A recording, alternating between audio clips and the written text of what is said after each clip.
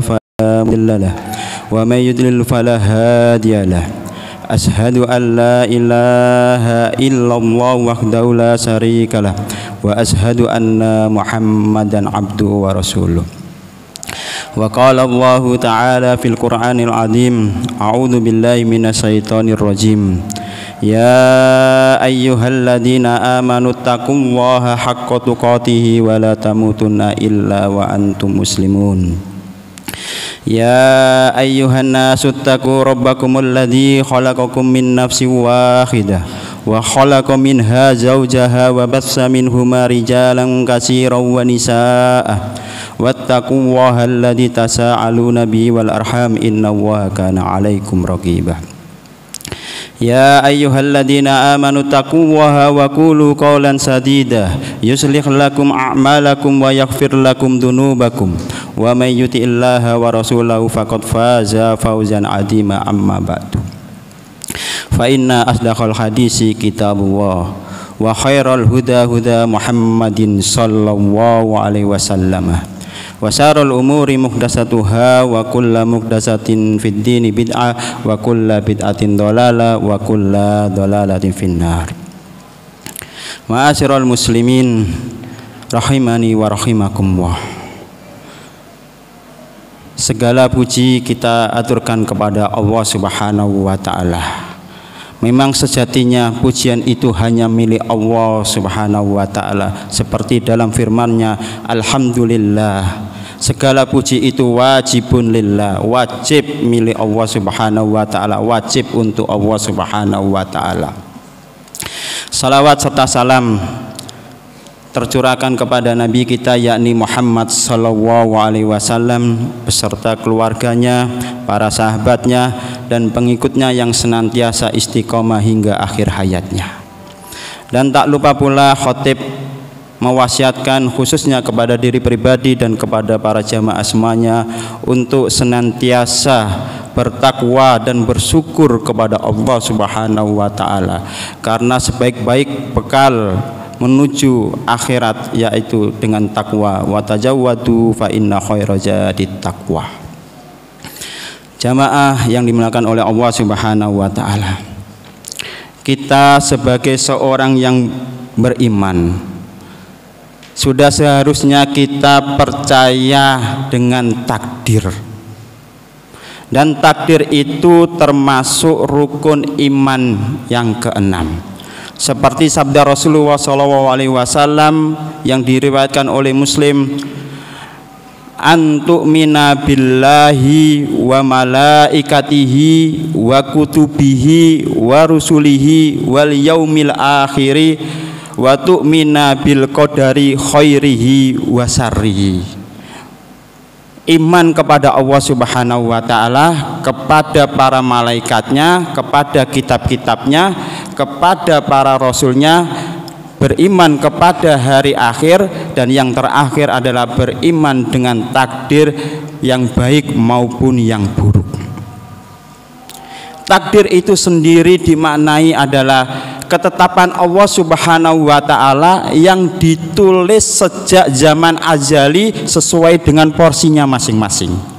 Jadi takdir itu ketetapan Allah Subhanahu wa taala yang ditulis sejak zaman azali sesuai dengan porsinya masing-masing. Lalu bagaimana kita bisa memahami takdir ini dengan benar? Ada 3 aliran, 3 kelompok dalam memahami takdir. Kelompok yang pertama adalah kelompok Jabariyah. Kelompok Jabariyah ini dalam memahami takdir dia mengatakan al-abdu majburun ala fi'lihi wa laisa lahu ikhtiyarun fidzalik. Jadi seorang hamba itu melakukan perbuatan itu karena sudah takdir, terpaksa, dan tidak ada kemampuan untuk memilih ikhtiar. Dari pemahaman Jabariyah ini akhirnya membuat kesimpulan orang pelaku maksiat itu tidak berdosa karena takdir. Dan ini kelompok yang salah dalam hal memahami takdir. Kalau boleh diibaratkan seperti pewayangan. Wayang itu dimainkan oleh dalangnya, mau dibolak-balik, mau diarahkan ke kanan, ke kiri, dibuang, dibanting, itu terserah dalangnya. Nah, ini pemahaman tentang takdir ini pemahaman yang salah, yaitu Jabariyah. Sedikit-sedikit takdir, mencuri takdir, mabuk takdir, zina takdir, judi takdir. Ini pemahaman yang jangan sampai kita tiru. Ini pemahaman yang keliru. Yang kedua, pemahaman Qadariyah, kebalikannya dari pemahaman Jabariyah.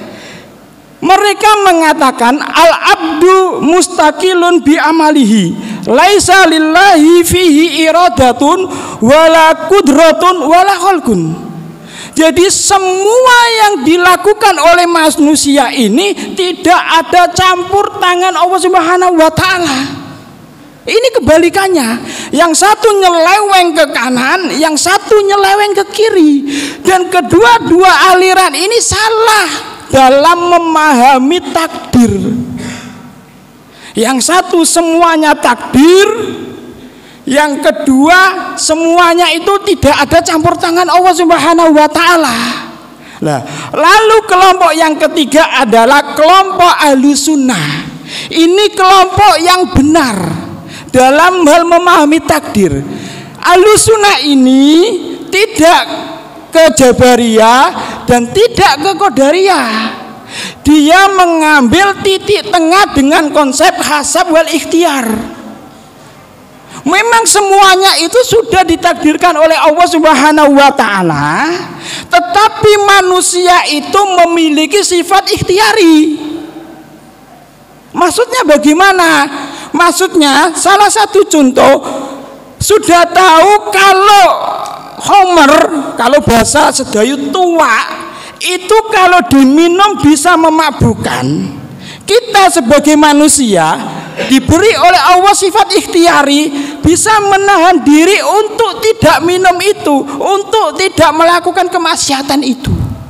Itulah pemahaman Ahlussunnah wal Jamaah dalam hal memahami takdir. Tidak semuanya dikatakan takdir.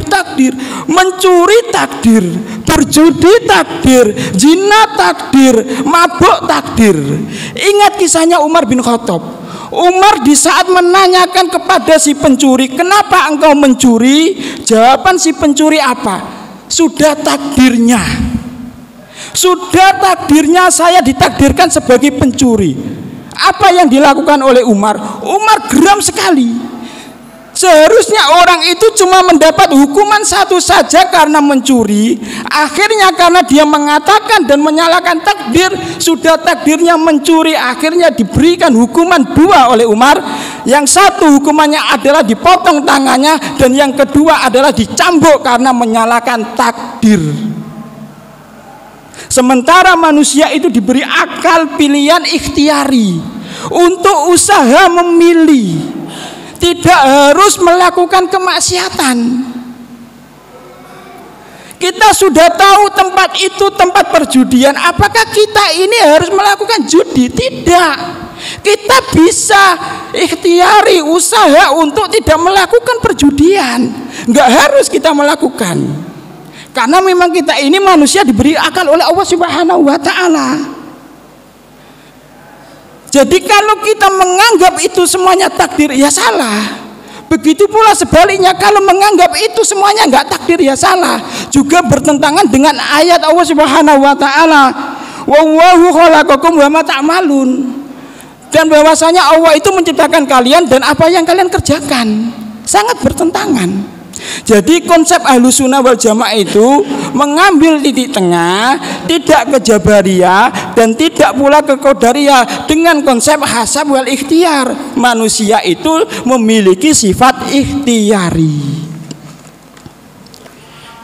Jamaah salat Jumat yang dimuliakan oleh Allah Subhanahu wa taala, perlu diketahui dan perlu digarisbawahi bahwasanya semua takdir yang telah ditetapkan oleh Allah Subhanahu wa taala kepada kita ini semuanya baik. Tidak ada yang tidak baik.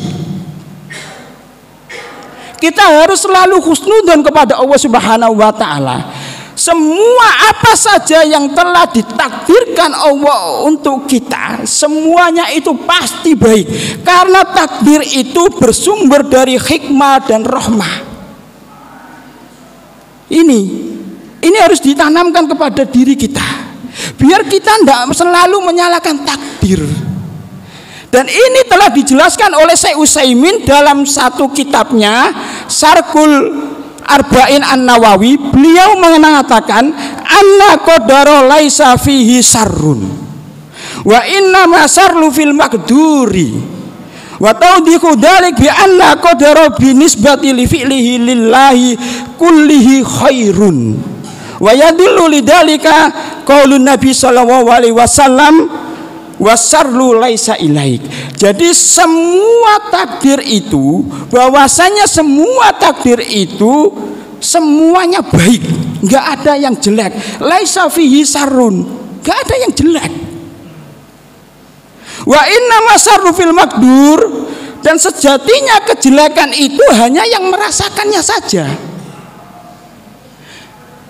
Takdirnya Allah itu baik, hanya objeknya saja yang merasakan itu jelek. Kalau takdir itu dinisbatkan kepada pelaku perbuatannya Allah Subhanahu wa taala, maka takdir itu semuanya baik. Seperti halnya potongan hadis ini, wasarru laisa ilaik. Kejahatan, kejelekan itu bukan dinisbatkan kepada Allah Subhanahu wa taala. Nah, lalu bagaimana kita memahami hadis tadi? Antumina bil qadari khairihi wa syarrihi. Mengimani takdir yang baik dan yang buruk. Ini dijelaskan di dalam kitab Lum'atul I'tiqad. Yang dimaksud dengan takdir baik itu ketetapan Allah Subhanahu wa taala dan objeknya yang menjalankan takdir, dua-duanya baik. Ketetapan Allah itu baik, dan yang menjalankan takdir objeknya juga merasakan baik. Maksudnya bagaimana? Allah mentakdirkan seorang hamba diberi keluasan rezeki, takdirnya itu baik, dan yang merasakan takdir, menjalankan takdir itu juga merasakan baik. Ini yang dimaksud dengan takdir baik. Adapun yang dimaksud dengan takdir buruk di dalam kitab Lum'atul I'tiqad itu, ketetapan Allah Subhanahu wa taala itu tetap baik, akan tetapi atau meskipun objeknya yang menjalankan takdir itu merasakan tidak baik. Jadi takdirnya itu baik. Salah satu contoh, takdir kena banjir, dilanda banjir. Ketetapan Allah ini sejatinya itu baik, banjir itu baik, tapi objeknya yang menjalankan takdir ini merasa nggak baik karena dilanda banjir. Nah, sejatinya kalau orang itu sadar akan bisa mengambil hikmah dari banjir itu, maka semuanya takdir yang ditetapkan oleh Allah kepada seorang hamba, semuanya itu adalah baik. Karena pasti bisa diambil hikmah dan ibrahnya. Karena memang takdir itu bersumber dari hikmah dan rahmatnya Allah Subhanahu wa ta'ala. Barakallahu li wa lakum fil Qur'anil azim wa nafa'ani wa iyyakum bima fihi min ayati wa dzikril hakim wa taqabbalallahu minna wa minkum tilawatahu innahu was-sami'ul alim.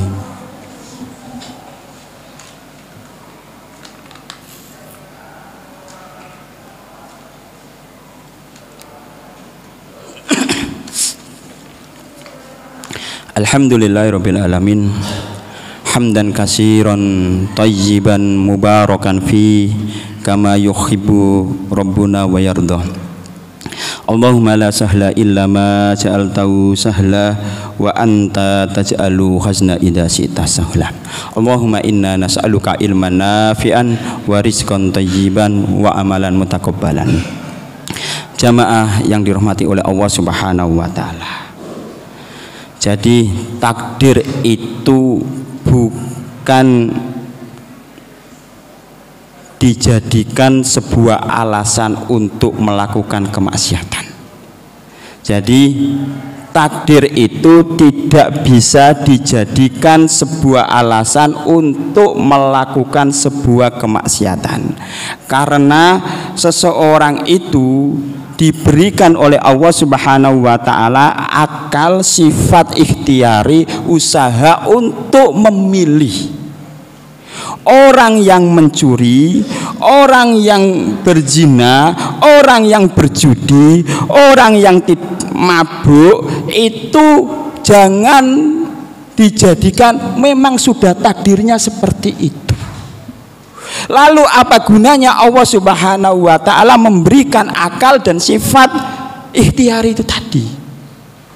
Nah, jadi orang yang melakukan kemaksiatan tentu akan dibalas oleh Allah Subhanahu wa taala nanti di akhiratnya. Dan gak ada alasan lagi karena Allah Subhanahu wa taala sudah memberikan para utusannya, rasulnya untuk menyampaikan sebuah kebenaran. Li'ala yakuna linnasi 'ala Allahi hujjatum ba'da rusul. Jadi supaya tidak ada alasan lagi bagi manusia untuk membantah Allah Subhanahu wa taala sesudah diutusnya para rasul. Enggak ada alasan, enggak tahu kalau judi itu dosa, enggak ada. Enggak ada alasan kalau enggak tahu kalau berzina itu dosa. Enggak ada. Enggak ada alasan seperti itu. Sudah dijelaskan oleh para ulama kalau zina itu dosa. Sudah dijelaskan oleh para ulama kalau mencuri itu dosa dan lain sebagainya. Tidak ada alasan. Jadi orang yang bermaksiat itu memang nanti kalau nggak tobat akhir hayatnya itu su'ul khotimah. Kalau terus menerus melakukan, dan itu pula akan mendapat hukuman karena perbuatannya. Yauma tughza kullu nafsim bima kasabat. Pada hari itu tiap-tiap jiwa diberi balasan dengan apa yang diusahakan. Karena memang usahanya gitu ya diberikan seperti itu. Kalau memang setiap harinya maksiat maka nggak pernah taubat sama Allah Subhanahu wa taala, akhir hayatnya nanti di akhirat dimasukkan oleh Allah Subhanahu wa taala ke dalam neraka. Karena manusia diberikan akal, sifat ikhtiari tadi, seperti pemahaman Ahlussunnah wal Jamaah. Tidak boleh semata-mata mengatakan memang sudah takdirnya, sudah ditakdirkan gitu, gimana lagi? Saya sudah ditakdirkan mencuri kok, mau apa lagi? Enggak bisa dijadikan hujah ini. Karena manusia diberikan sifat ikhtiari. Jadi apakah takdir itu bisa dirubah atau tidak? Kita sejatinya itu tidak tahu takdir kita itu seperti apa. Kita sebagai seorang hamba tugasnya hanyalah beramal soleh. Dan amal soleh itu diantaranya adalah doa. Dan doa itu bisa merubah takdir. Seperti sabda Rasulullah SAW, la yaruddul qadha'a illa du'a'u. Tidak ada yang bisa merubah ketetapan Allah, takdir Allah itu kecuali doa. Ini bukti bahwasanya kita diperbolehkan memohon kepada Allah Subhanahu wa taala supaya kita diberikan takdir yang baik. Ini bukti, dalil bahwasanya la yaruddul qadha'a illa du'a'u. Tidak ada yang bisa merubah takdir kecuali doa. Lah di sini takdir seperti apa yang bisa dirubah? Ada dua pendapat. Ya. Yang bisa dirubah itu ada yang mengatakan hanya yang dibawa oleh malaikat Jibril, tulisan-tulisan, catatan-catatan yang dibawa malaikat Jibril. Kalau yang sudah ditulis di Lauhul Mahfuz itu tidak bisa. Kalau dijelaskan oleh Syekh Utsaimin dalam kitab Syarhul Arba'in An-Nawawi. Tetapi pendapat yang lain itu bisa. Wong memang Lauhul Mahfuz itu milik Allah Subhanahu wa taala. Terserah Allah mau merubah mau tidak, terserah Allah Subhanahu wa taala. Itu pendapat yang kedua. Jadi intinya dalam khutbah ini jangan sesekali perbuatan maksiat itu yang telah kita lakukan kita beralasan takdir. Tidak bisa. Jangan seenaknya melakukan kemaksiatan, sudah takdirnya saya diciptakan oleh Allah untuk mencuri, ditakdirkan oleh Allah untuk berjudi, ditakdirkan oleh Allah untuk berzina. Tidak. Maka dari itu kita tutup khutbah ini dengan memohon kepada Allah Subhanahu wa taala, semoga Allah memberikan takdir-takdir yang baik kepada kita. Bismillahirrahmanirrahim. Innallaha wa malaikatahu yusholluna 'alan nabi ya ayyuhalladzina amanu shollu 'alaihi wa sallimu taslima. Allahumma sholli ala Muhammad wa ala ali Muhammad kama shallaita ala Ibrahim wa ala ali Ibrahim wa barik ala Muhammad wa ala ali Muhammad kama barakta ala Ibrahim wa ala ali Ibrahim innaka Hamidum Majid. Allahumma ighfir lil muslimina wal muslimat wal mu'minina wal mu'minat al ahya'i minhum wal amwat innaka sami'un qaribun mujibud da'wat wa ya qadiyal hajat.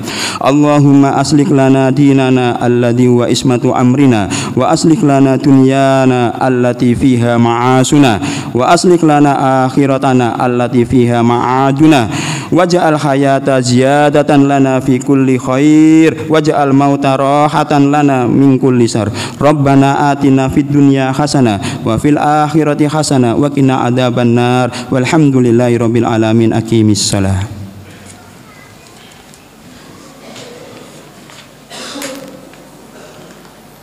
Allahu akbar, Allah